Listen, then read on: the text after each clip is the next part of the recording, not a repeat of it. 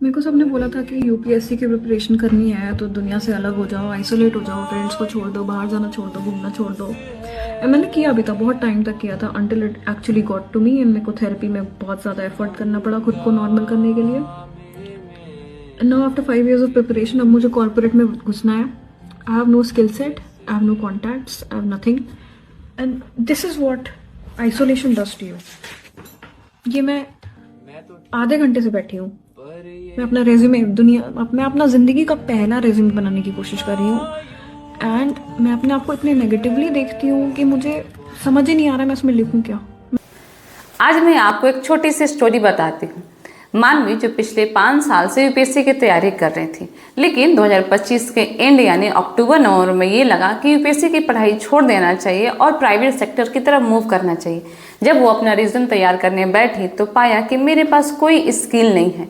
मैंने अपने आप को पिछले 5 साल तक सिर्फ और सिर्फ आइसोलेट रखा है, इसके अलावा और कुछ भी नहीं। सोशल मीडिया पे आप जहाँ भी देखो एक सक्सेस स्टोरी बताई जाती है यूपीएससी की, वो एक सिर्फ और सिर्फ टॉक्सिक है। भारत के युवा की बर्बादी का कारण है ये सरकारी नौकरी का झुंझुना। जितनी भी कोचिंग इंडस्ट्री है या मोटिवेशनल इंडस्ट्री है, आज के टाइम पे दोनों एक हो चुके हैं। आपको ये मोटिवेट करते हैं कि फर्स्ट अटैम्प्ट और सेकंड अटैम्प्ट सिर्फ और सिर्फ ट्राई करने के लिए होता है, सिलेबस को समझने के लिए होता है। आप लगे रहो ताकि उनके पास अरबों खरबों का रकम हर साल आते रहें।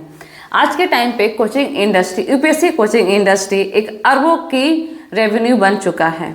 हर साल 11 लाख से भी ज़्यादा स्टूडेंट यूपीएससी के एग्ज़ाम देते हैं और मात्र सीट कितनी होती है? 1000, यानी 1100 में से 1, ये है सक्सेस रेशियो। उसके बावजूद भी भारत के युवा इस एग्ज़ाम के पीछे अपनी पूरी ज़िंदगी, अपनी पूरी जवानी बर्बाद कर देते हैं और एक एज के बाद जब उन्हें ये एनालाइज होता है, अपने आप को ये समझते कि नहीं ये एग्ज़ाम अब हमसे नहीं हो सकता है, तो वो सोचते हैं प्राइवेट सेक्टर की तरफ मूव करना चाहिए और उस जगह पे पाते हैं कि मेरे पास कोई भी स्किल नहीं है।